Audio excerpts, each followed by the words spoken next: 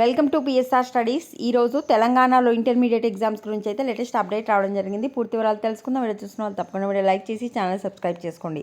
తెలంగాణ రాష్ట్రంలో మార్చి 5వ తారీఖు నుంచి ఇంటర్మీడియట్ ఎగ్జామ్స్ అయితే స్టార్ట్ అవుతున్నాయి. ఈ ఇంటర్మీడియట్ ఎగ్జామ్లో ఈసారి చేతి గడియారాన్ని హ్యాండ్ వాచ్ని అయితే నిషేధించారు. ఈ మేరకు విద్యార్థులు వాచ్ ధరించి వస్తే పరీక్షా కేంద్రాల్లోకి అనుమతించరు. లాస్ట్ ఇయర్ వరకు స్మార్ట్ వాచ్లు మాత్రమే లోపలికి నాట్ అలౌడ్ అని చెప్పారు.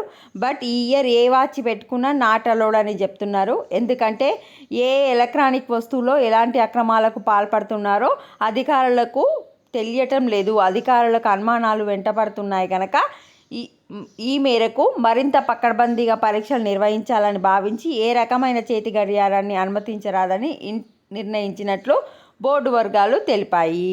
మరి మీకు ఈ టైం ఎట్లా తెలుస్తుంది అంటే, పరీక్షా కేంద్రంలో విద్యార్థులకు సమయాన్ని గుర్తు చేసేలా అరగంటకు ఒకసారి బెల్లు మోగుతుంది. వెంటనే ఇన్విజిలేటర్లు కూడా ఆ విషయాన్ని చెప్పేలా చర్యలు తీసుకోవాలని నిర్ణయించారు. ఎవ్రీ హాఫ్ అన్ అవర్కి బెల్ రింగ్ అవుతుంది. మీకు ఇన్విజిలేటర్లు కూడా మెన్షన్ చేస్తారంట టైము. ఇంటర్ పరీక్షలో సాధారణ వాచీలను కూడా నిషేధించడంపై విమర్శలు వస్తున్నాయి. పలువురు విద్యార్థులు చేతి గడియారాన్ని బెంచ్పై పెట్టుకొని రాస్తుంటారని, ఒక్కో ప్రశ్నకు విభాగానికి ఎంత సమయం కేటాయిస్తున్నామో చూస్తూ అంచనా వేసుకుంటారని సీనియర్ అధ్యాపకుడు ఒకరు చెప్పారు. ఇది అప్డేట్. వాచ్ కూడా అలౌడ్ లేదంట.